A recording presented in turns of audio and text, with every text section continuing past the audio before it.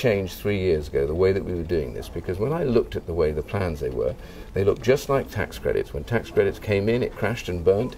It did not work. It cost billions to put right. I said that these big bang projects do not work. This weekend you said that benefits cheats make your blood boil. Do people who evade or avoid tax, do those sort of people make your blood boil? And should they be delivered with the same penalties as those who have to go to jail for cheating benefits? I've been very clear about this from the word go. If anybody sets out to do something which is illegal, to defraud the taxpayer in whatever end of the income scale you happen to be, we should proceed against you with the full rigour of the law. If you do something which is tax evasion, which is a criminal offence, and this can be proven, we have good evidence for that, then you should be proceeded against. But unlike benefits cheats who are moved against and do go to jail, nobody has done anything about these people. Not one of them has gone to jail, only one of them has been prosecuted. Since the government came in, we closed down 40 tax loopholes. No, I'm talking about people. OK, I'm going to talk about people. We've closed down 40 tax loopholes. As a result of that, we saved over 100 billion more than would have been expected through getting back tax, which should have been paid. You can be fined 200% more, so you get back the tax, and you have to pay twice again the amount if you get caught under the civil penalty. And in criminal circumstances, 2,600 people have been prosecuted and gone to jail. When this evidence, apparently, as I understand it, was passed to HMRC, was passed directly by the French government. Yeah. French government caveated that when we passed it. reported all that. OK, so my point is now, however, it isn't over, because even now, as they get their money back from people involved in this, if any of them can be proved to have committed an offence that is a criminal offence, they will be prosecuted even now for that. So my point is, we've prosecuted more people, we've saved more money, and we are going to be diligent. Nobody but nobody is above the law. And you're going to save 12 billion in welfare cuts if you're re-elected.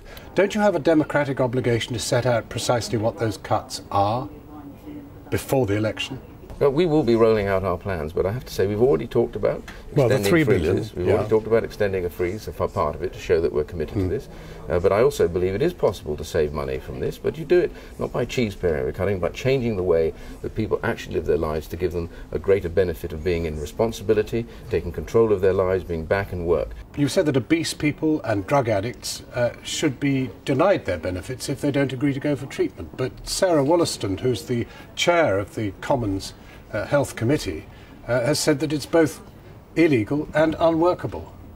So why announce it when it's absolutely impossible? Well, the announcement is, of course, to review it. I know, exactly. but no, have a look at it. We brought somebody who's highly respected in to do it. She's already. Yeah, but it's just scare tactics, isn't it? Well, it's not. I think if you look at exactly what we said, this is a review to look at how do you get people who have a condition that is treatable, you know, into treatment that we provide. So, but you don't do it illegally, because actually all treatment has to be consented to. No government is going to do anything illegal. Well, but why announce it then? Well, we're announcing the review. That's what we announced. But the review is going to tell you it's illegal. Well, whatever. Because you have to consent to your medical treatment. The review will come back and talk about what the possibilities are for us to get people into treatment, including whether or not that is mandation.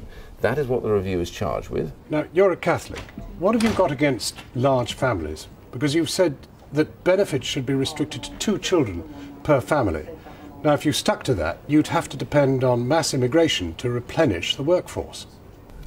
There is no policy to restrict the numbers of children. It's been stated, however. You have stated. Yeah, but these things have been talked about. How do you actually say to people, but again, what is the point of raising the thing when it's not workable? Years ago this was raised and discussed, and I think it's the right thing to discuss. Well, you raised it. Yes, and I think it's the right thing to discuss. On the other side of that argument that you put, you also have to argue this.